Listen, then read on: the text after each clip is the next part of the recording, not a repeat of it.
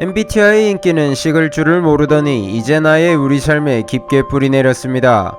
이 중 가장 앞에 오는 것이 E와 I죠. 모두 알듯 외향형과 내향형입니다. 그런데 신기하게 사회 전반엔 은근 외향적인 성격을 좋아하는 경향이 있습니다. 특히 한국에선 그것이 조금 심하죠.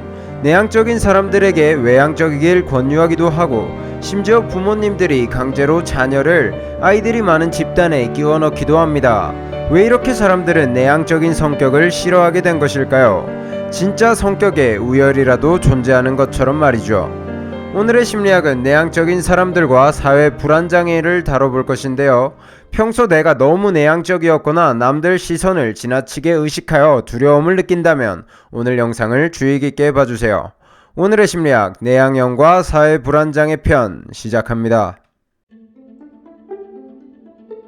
사람들이 내향적인 성격을 은근히 경계하게 된 계기는 분명 존재할 것입니다.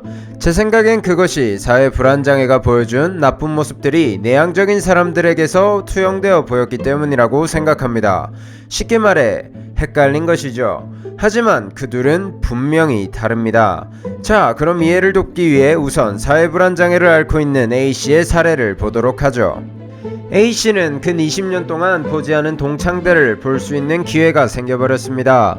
동창회를 한다고 한 것이었는데요. 피하고 싶었지만 친한 친구 B의 간곡한 부탁을 차마 거절하지 못하고 참여하기로 약속을 하여버렸죠. A씨는 2주 전부터 의상에 대하여 고민했고, 친구들과 오랜만에 주고받을 이야기들도 고민했죠. 2주 전부터 A씨는 동창회에 엄청나게 많은 에너지를 소모하고 있었습니다. 그렇게 동창회에 참석하게 된 A씨는 시간에 맞춰 동창회 장소에 도착하였는데요. 뒤늦게 B씨가 사정 때문에 늦게 온다는 소식을 알게 되었죠. A씨는 B씨가 올 때까지 동창회에 들어가지도 못하고 밖에서 서성했습니다. 그렇게 함께 동창회에 들어가선 열심히 동창회를 즐기는 척을 했죠. 그러다 옛 첫사랑인 C를 만나는데요. C가 살갑게 인사하며 여러가지를 물어보았습니다. A씨는 그만 당황하여 젓가락을 떨어뜨리고 말았는데요. 그러곤 횡설수설 주저리다 보니 동창회가 끝나 있었습니다.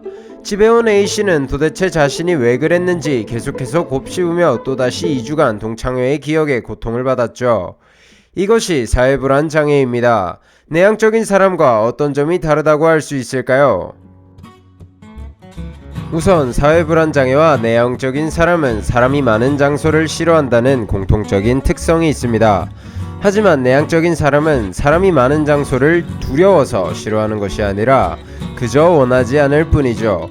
모임에 나가게 되면 어쩔 수 없이 많은 사람들과 쓸모없는 잡담을 나누어야 하는데, 내향적인 사람은 이때 외향적인 사람에 비해 많은 에너지를 소모하게 설계되어 있습니다.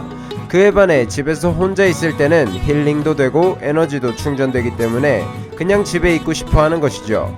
또한 사교 활동을 해야 할 땐 많은 에너지를 소모할 뿐 못하지는 않습니다. 일명 사교 모드로 전환이 자유롭게 가능한 것이죠. 그에 비해 사회불안장애는 사람이 많은 장소를 두려워하는데요. 두렵지만 사실 사람이 많은 장소에 매우 끼고 싶어하는 상반되는 특징을 보여줍니다. 끼고 싶지만 많은 사람들이 자신을 좋아해주지 않을까봐 두려운 것이죠. 위의 사례를 보면 타인의 시선에 지나치게 의존하는 경향을 볼 수 있습니다. 2주 전부터 의상을 고민하고 나눌 대화마저 미리 고민하는데요. 이것은 타인이 나를 좋아해주지 않을 것이라는 불안에서 유발된 것으로 약속 전부터 상당한 스트레스에 시달리게 됩니다. 또한 집에 와서도 스트레스는 끊이질 않습니다. 왜 젓가락을 떨어뜨렸을까? C가 나를 싫어할 거야. 분명 동창회에 못 들어가고 배회하던 것도 다들 봤겠지? 모두 날 바보로 할 거야. 자신의 모든 행동을 신경 쓰며 스스로 불안에 빠지는 모습을 보여줍니다. 이렇게 스스로 감당할 수 없을 정도의 불안에 휘둘리는 사람을 사회 불안장애라고 하죠.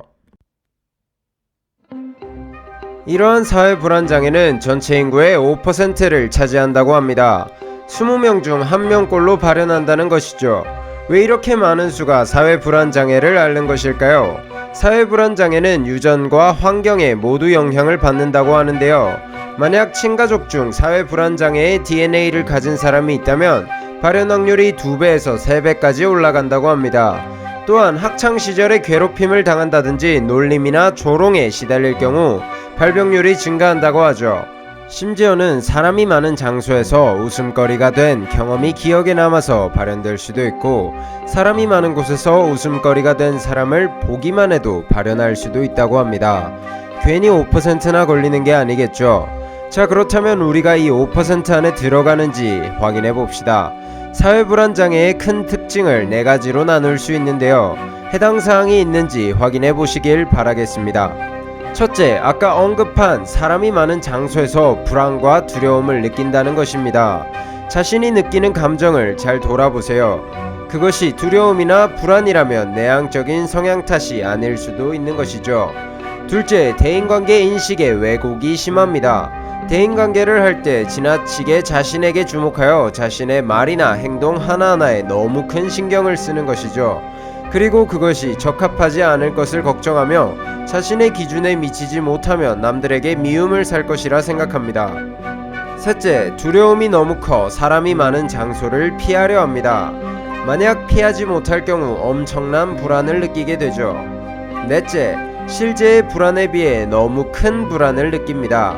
파티에서 어쩌다 만난 사람과 대화하는데도 너무 큰 부담과 압박에 시달린다면 그것은 사회불안 장애라고 볼 수 있습니다.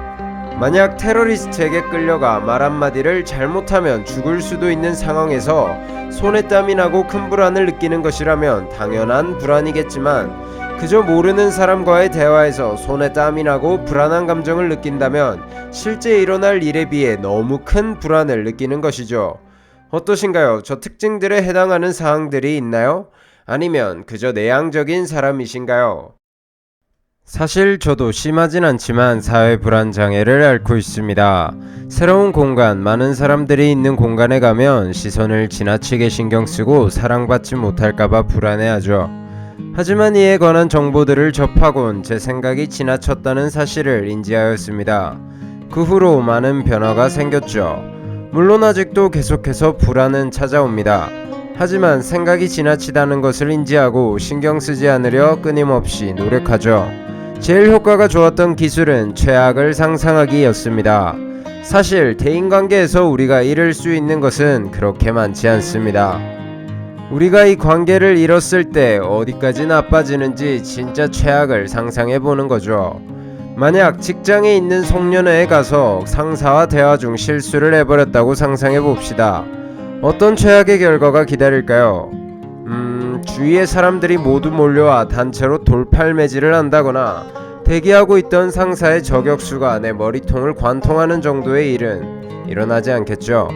해봤자 상사에게 밉보이고 정말 최악이라 해봤자 회사를 그만두게 되는 것일 것입니다.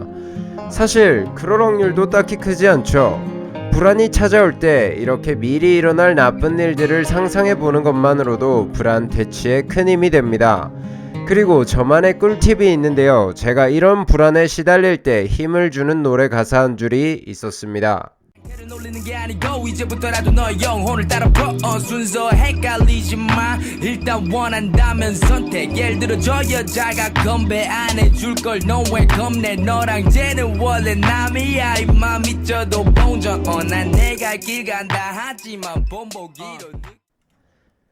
이제 보니 조금 이상한 것 같긴 하지만 어쨌든 저에겐 힘이 되었습니다. 결국 본질은 비슷하니까요. 만약 주변에 저와 같은 친구를 보게 된다면 지나친 운수보단 그저 작은 스킨십과 사랑을 주세요. 그렇게 자신도 사랑받을 수 있음을 각인시켜주고 자기를 사랑할 수 있게 도와주는 것이 더 도움이 될 것입니다. 마지막으로 실험에 의하면 불안한 심리 상태에 빠진 사람은 상대에 대한 공감 능력이 떨어진다고 하는데요. 그러니까 사회불안 장애의 경우 상대에게 잘 보이기 위해 불안을 느끼게 되고, 그 불안으로 인해 상대를 돌아보지 못하게 되는 것이죠. 자신만 바라보게 되는 이 악순환의 고리를 끊지 못한다면 대인관계가 좋아질 수는 없을 것입니다.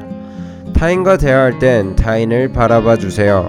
물론 자신을 충분히 사랑하는 것이 기본이 되겠지만요. 이상